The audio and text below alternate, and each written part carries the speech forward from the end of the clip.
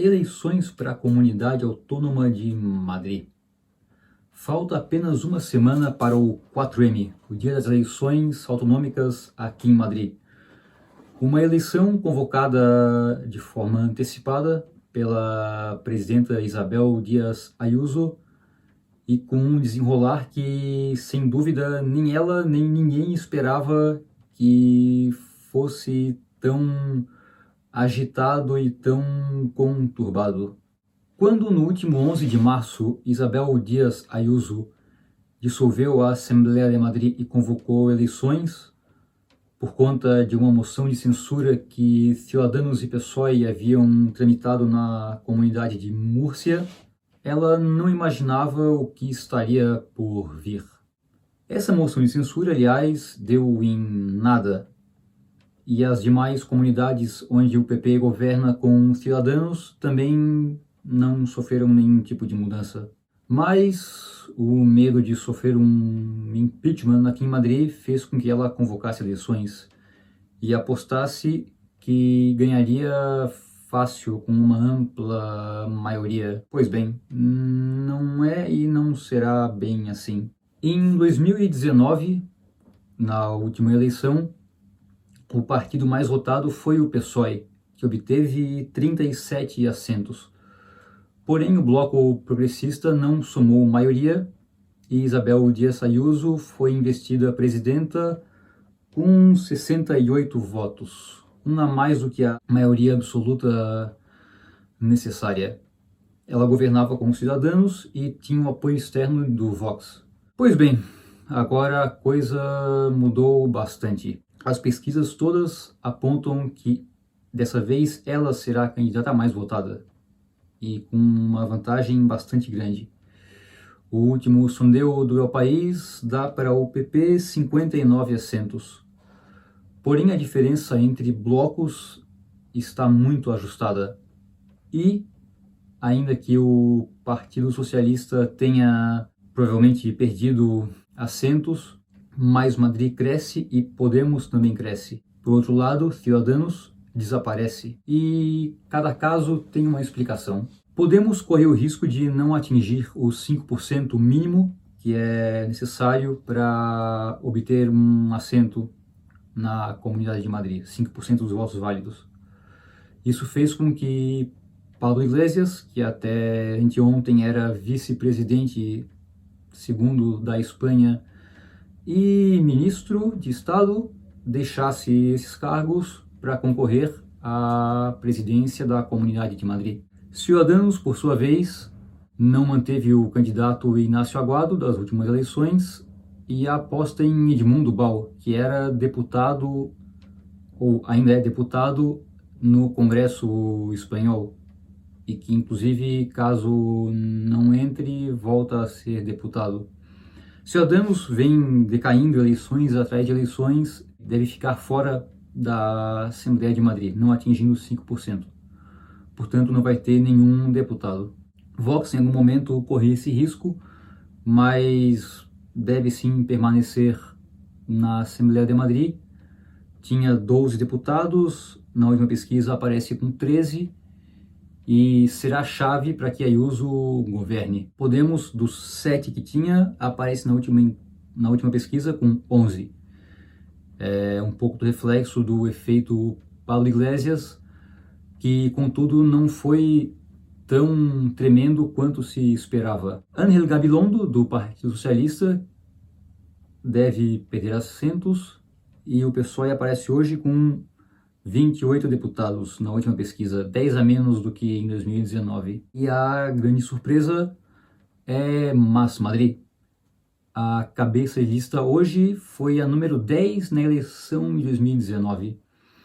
O partido faz uma campanha muito engajada, deu uma remontada, como dizem aqui, muito grande a ponto de quase ultrapassar o Partido Socialista. E são essas duas mulheres que, na minha opinião, são as protagonistas da eleição de Madrid. São elas Isabel Díaz Ayuso e Mónica García. Isabel Díaz Ayuso é a candidata do Partido Popular, é a atual presidenta da Comunidade de Madrid. É jornalista, tem como proposta máxima de campanha Liberdade. Durante toda a pandemia, a Comunidade de Madrid foi uma das mais abertas, uma das que menos teve restrições, o que para o setor de bares, restaurantes e ócio noturno soa muito bem.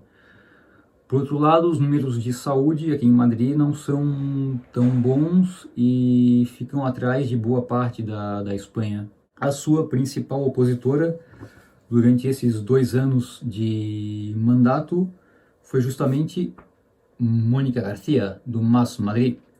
Mônica é médica anestesista no Hospital 12 de Outubro e durante esse período viveu de perto não só a realidade do parlamento, mas também do hospital, porque ela não deixou de trabalhar durante toda a pandemia, conciliando a assembleia com sala de cirurgia. Essas duas são as principais candidatas, ou as que mais rivalizam a disputa pela presidência da Comunidade de Madrid, ainda que Pablo Iglesias seja um nome conhecido nacionalmente, eu entendo que elas são as principais concorrentes e principais personagens dessa eleição. Dois momentos pautam essa campanha eleitoral, que são pontuados pelos debates. Isabel Díaz Ayuso, desde o começo, disse que só participaria de um debate. No princípio não queria ir em nenhum, depois aceitou ir em um. Nesse debate ela foi bastante encurralada, digamos, por Pablo Iglesias, que tinha muitos números muito bem preparados para questionar a atual presidenta. Foi um pouco feio. Edmundo Bal, que é dos Cidadãos e provavelmente permaneça fora, aposta pelo centro, uma moderação, diz que não pertence a nenhum bando e que a chave para um governo moderado, para que nenhum extremo, seja de direita ou de esquerda, governe em Madrid. Ángel Gabilondo é uma figura muito calma, é ex-reitor da Complutense e não costuma entrar em muita polêmica, é uma figura literalmente muito moderada. E Rocío Monastério, por sua vez, do Vox, quase que vai nos debates para polemizar. É quase um Cabo Daciolo, só que sem a mesma graça. No debate da Telemadrid, da televisão pública, quase todas as análises deram Mónica García como a grande vencedora do debate, mas Isabel Díaz Ayuso também, depois de algum tempo, conseguiu se voltar para o seu público, fugiu de polêmicas ou de discussões e manteve a proposta do que é a sua linha de campanha. Passados alguns dias, Pablo Iglesias, bem como o ministro do Interior, Fernando Grande Marlaska, e a chefa da Guardia Civil, que é a Maria Gomes, receberam envelopes com cartuchos de 7,62, uma munição que nem o exército espanhol usa mais, mas enfim, cada um recebeu uma carta com ameaças de morte com balas de 7,62. Esse episódio foi bastante polêmico, deu muito o que falar aqui na Espanha. Quase todos os partidos se mostraram contrários a isso, naturalmente. Entretanto, Rocío Monastério disse que não duvidava que esses envelopes fossem uma farsa ou uma invenção do próprio Iglesias, ou enfim, do Podemos, para ganhar de Ibope. Pois bem, passado isso, chegamos ao debate da Cadena SER, que é uma emissora de rádio espanhola do mesmo grupo do El País. Logo no começo do debate, a jornalista que moderava pediu licença para mudar um pouco a ordem dos blocos e perguntar a opinião de cada candidato sobre o episódio das ameaças de morte. Nesse ínterim, Pablo Iglesias disse que não permaneceria no debate caso Rocío Monastério não se retratasse por ter duvidado da autenticidade da ameaça. Monastério, por sua vez, disse que era contra qualquer violência em geral, mas que não se retratou, tampouco fez muito caso e agiu de uma forma bastante debochada, quase cínica, ou melhor, cínica, dizendo: se tu quer sair do debate, então vai, aproveita, tu vai fazer o que toda a Espanha quer que tu faça, quer ir embora, e enfim, ficou fazendo piada e falando merda. Pois bem, Pablo Iglesias levanta e vai embora. Isso, o debate era de rádio, mas transmitido por internet com imagens. E em todas as coisas de política que eu já vi, seja no Brasil ou na Espanha ou em qualquer lugar, eu acho que foi dos episódios mais nonsense e mais bizarros que eu já assisti. A moderadora implora, pede para ele ficar, para conversar. A candidata do Vox continua falando um monte de besteira e vai embora e não sei o quê. E chama a jornalista que moderava o debate de militante por tentar fazer com que ele permanecesse. A jornalista Ângeles responde dizendo que aquilo não é um circo e que é um debate político, uma coisa séria. Os outros candidatos meio que batem boca, uma coisa grotesca, absolutamente sem palavras. É ridículo. Ridículo é um adjetivo que define bem isso. Pois bem, Pablo Iglesias vai embora, o debate continua. Ou o debate, se é que se pode chamar aquilo de debate, esse show de horror que aconteceu na feira. Quase todo o tempo a candidata do Vox provocando e fazendo piadinha e, enfim, cumprindo quase que um papel teatral, que é o que o Vox buscava muito provavelmente. Passado o primeiro bloco, Gabilondo do Partido Socialista é o primeiro a falar, faz uma análise bastante contundente e com muita sobriedade e diz que abandona o debate. Mônica Garcia faz o mesmo. Edmundo Bal tenta convencê-los a permanecer, dizendo que os democratas precisam combater esse extremismo quase xenófobo e racista e fascista, enfim, o que seja, do Vox com argumentos.